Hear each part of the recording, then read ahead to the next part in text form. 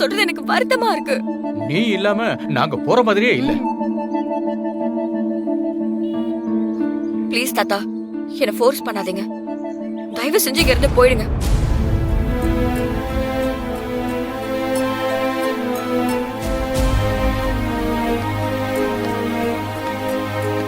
Excuse me,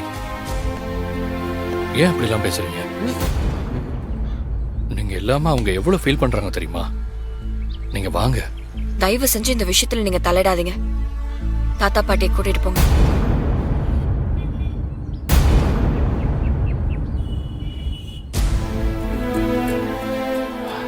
Lakshmi, வா போலாம்.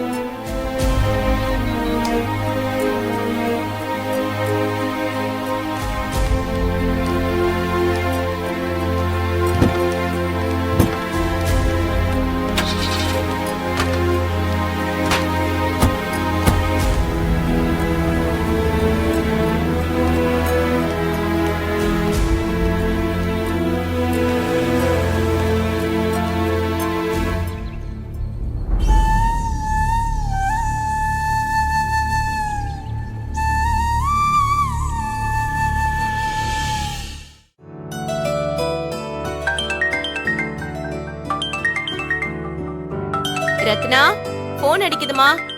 அது வராத.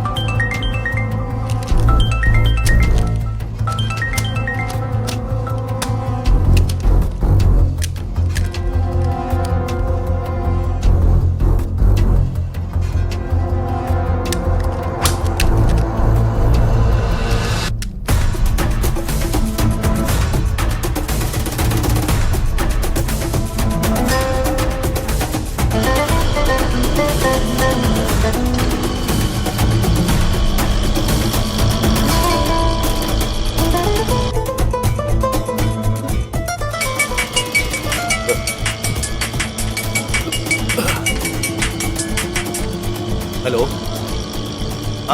சொல்லு ரத்னா. அந்த ஆளு எப்ப வருவீங்கன்னு ஃபோன் பண்ணிக்கிட்டே இருக்கான். நான் என்ன பதில் சொல்றது? ஏன் அந்த ஆளு போனை நீங்க எடுக்க மாட்டேங்கிறீங்க?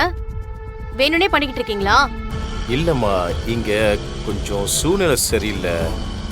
நான் பாக்குறேன், நான் பேசுறேன். ஏங்க இங்க பாருங்க, சும்மா சாக்கு போக்கல சொல்லிக்கிட்டு இருக்காதீங்க. நீங்க என்ன பண்ணுவீங்க ஏது பண்ணுவீங்கன்னு எனக்கு தெரியாது. ஒண்ணு நீங்க முடிவு பண்ணுங்க, இல்லனா நான் முடிவெடுக்கிற மாதிரி இருக்கும். அவ்வளவுதான். சரி சரி. ஏங்க, நீங்க என்ன கல்யாணம் பண்ணும்போது என்ன சொன்னீங்கன்னு உங்களுக்கு ஞாபகம் இருக்கா? நீங்க அப்படி சொன்னதுனால தானே நான் உங்களை இவ்வளவு தூரம் கேக்குறேன். அது உங்களுக்கு புரியுதா புரியலையாங்க?